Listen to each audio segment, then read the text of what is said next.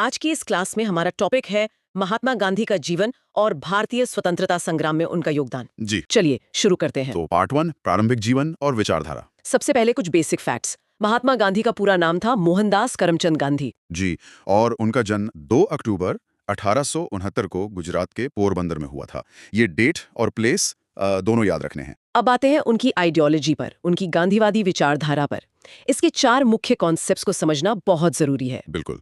पहला है अहिंसा, नॉन वायलेंस। इसका मतलब है किसी भी परिस्थिति में हिंसा का प्रयोग न करना।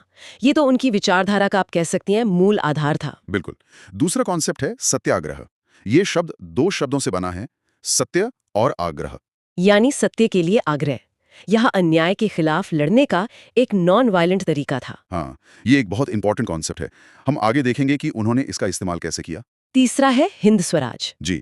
हिंद स्वराज उनके आत्मशासन या सेल्फ रूल के विचार को दर्शाता है। और चौथा स्वदेशी।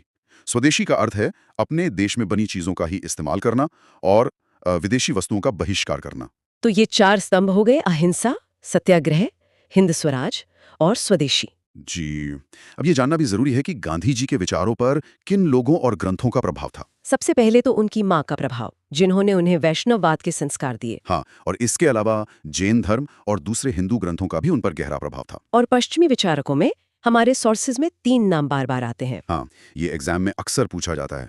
3 नाम बहुत इंपॉर्टेंट है, Leo Tolstoy, Henry David thorough और जॉन रस्किन। अपने विचारों को फैलाने के लिए उन्होंने कुछ पत्र पत्रिकाओं का भी संपादन किया था। जी, इनके नाम भी नोट कर लेने चाहिए, इंडियन ओपिनियन, यंग इंडिया, नवजीवन और हरिजन। तो इस सेक्शन का एक शॉर्ट रिकैप कर लेते हैं। हमने गांधी जी के जन्म, उनकी विचारधारा के 4 स्तंभ, अहिंसा, सत्याग्रह, हिंद स्वराज, स्वदेशी और उन पर पड़े भारतीय और पश्चिमी प्रभावों को समझा। चलिए अब आगे बढ़ते हैं। पार्ट 2, लंदन और दक्षिण अफ्रीका का दौर। तो 1888 में गांधी जी कानून यानी लॉ की पढ़ाई करने के लिए लंदन गए। और 1891 में वे एक बैरिस्टर बनकर भारत लौटे। जी।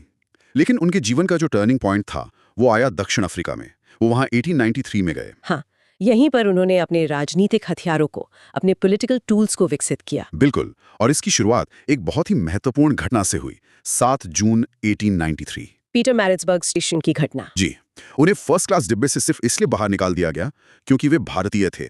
इस घटना ने उन्हें नस्लीय भेदभाव यानी रेशियल डिस्क्रिमिनेशन के खिलाफ लड़ने के लिए प्रेरित किया। और इसके बाद उन्होंने संगठित होना शुरू किया। हाँ, 1894 में उन्होंने वहां भारतीयों के अधिकारों के लिए नटाल इंडियन कांग्रेस की स्थापना की। इसका पर्पस था भेदभाव के खिलाफ संगठित होकर आवाज उठाना। उन्होंने कुछ बस्तियां भी बसाई, जैसे फिनिक्स सेटलमेंट। जी, वो 1904 में डर्बन में स्थापित की गई थी। और फिर आई वो तारीख जब उन्होंने पहली बार सत्याग्रह का इस्तेमाल किया। 11 सितंबर 1906। ये एक और बहुत इंपॉर्टेंट डेट है। गांधी जी ने दक्षिण अफ्रीका में अपना पहला सत्याग्रह आयोजित किया। और ये उस कानून के खिलाफ था जिसमें भारतीय नागरिकों को अपने पास पहचान पत्र मतलब पासेस रखना अनिवार्य कर दिया गया था। हाँ, और यहीं पर सत्याग्रह का पहला सफल प्रयोग हुआ। 1910 में उन्होंने टॉल्स्टॉय फॉर्म की भी स्थापना की। जी, जोहानिसबर्ग के पास। और 1913 में वोल्केस्टर सत्याग्रह का नेतृत्व किया। तो इस सेक्शन का सबसे इंपॉर्टेंट पॉइंट क्या है? देखिए, इंपॉर्टेंट पॉइंट ये है कि दक्षिण अफ्रीका ही वो प्रयोगशाला थी, वो लेबोरेटरी थी जहां गांधी जी ने सत्याग्रह और नॉन वायलेंट रेजिस्टेंस को एक पॉलिटिकल टूल के रूप में सफलतापूर्वक टेस्ट किया। पीटरमैरिट्सबर्ग की घटना, नटाल इंडियन कांग्रेस की स्थापना और पहला सत्याग्रह, ये की इवेंट्स हैं। बिल्कुल। अब हम आते हैं पार्ट 3 पर, भारत में गांधी जी का युग, the Gandhian era in India, 1915 से 1948 तक। तो 9 जनवरी 1915 को गांधी जी भारत वापस लौटे। जी। और मई 1915 में उन्होंने अहमदाबाद के पास कोचरब में सत्याग्रह आश्रम की स्थापना की। उनकी पहली बड़ी सार्वजनिक उपस्थिति, पब्लिक अपीयरेंस, कब और कहाँ हुई? वो हुई फरवरी 1916 में बनारस हिंदू विश्वविद्यालय यानी BHU के उद्घाटन समारोह में। अब बात करते हैं भारत में उनके शुरुआती सत्याग्रहों की। ये तीनों आंदोलन क्षेत्रीय थे, रीजनल थे, लेकिन बहुत सफल रहे। हाँ, और इनका सीक्वेंस याद रखना जरूरी है। सबसे पहला था 1917 का चंपारण सत्याग्रह। ये बिहार के चंपारण में नील किसानों के शोषण के खिलाफ था और भारत में उनका पहला सत्याग्रह था। जी, a very important point for exams. दूसरा था 1918 में अहमदाबाद मिल स्ट्राइक। ये कपड़ा मिल मजदूरों के अधिकारों के लिए था। और तीसरा भी 1918 में ही हुआ, खेड़ा सत्याग्रह। बिल्कुल। गुजरात के खेड़ा में फसल खराब हो जाने के बाद किसानों के लगान माफी के लिए यह आंदोलन किया गया। तो चंपारण, अहमदाबाद, खेड़ा, ये थे उनके शुरुआती सफल प्रयोग।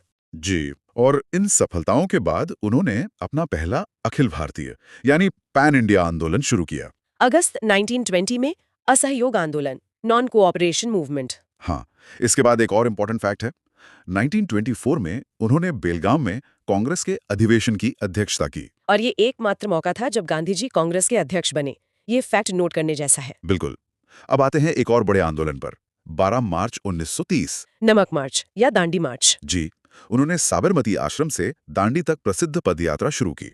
और 6 अप्रैल 1930 को दांडी में नमक कानून तोड़कर उन्होंने एक नए आंदोलन की शुरुआत की। सविनय अवज्ञा आंदोलन, सिविल डिसोबीडियंस मूवमेंट। इसके तुरंत बाद 5 मई 1930 को उन्हें गिरफ्तार कर लिया गया। हाँ, और उन्हें यरवदा जेल भेज दिया गया।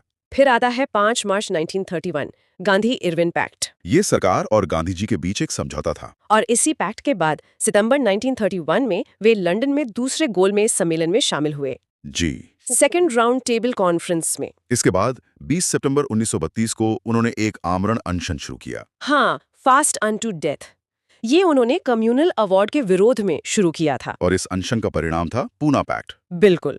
24 सितंबर 1932 को गांधी जी और डॉक्टर अंबेडकर के बीच ये समझौता हुआ। और उसके कुछ ही दिन बाद 30 सितंबर 1932 को उन्होंने हरिजन सेवक संघ की स्थापना की। जी, अब हम उनके जीवन के अंतिम चरण, द फाइनल फेज की तरफ बढ़ते हैं। 8 अगस्त 1942 भारत छोड़ो प्रस्ताव यानी क्विट इंडिया रेजोल्यूशन को अपनाया गया। और अगले ही दिन 9 अगस्त 1942 को गांधी जी को गिरफ्तार कर आगा खां पैलेस जेल में रख दिया गया। 1945 में शिमला सम्मेलन हुआ। जी, जून 1945 में उन्होंने वायसरॉय को सलाह देने के लिए शिमला कॉन्फ्रेंस में भाग लिया। और फिर 15 अगस्त 1947 जब भारत आजाद हुआ, एक सवाल जो अक्सर पूछा जाता है कि उस दिन गांधी जी कहाँ थे। उस दिन गांधी जी कलकत्ता में थे और वो दिन उन्होंने प्रार्थना, उपवास और चरखा काटते हुए बिताया। वो जश्न से दूर थे।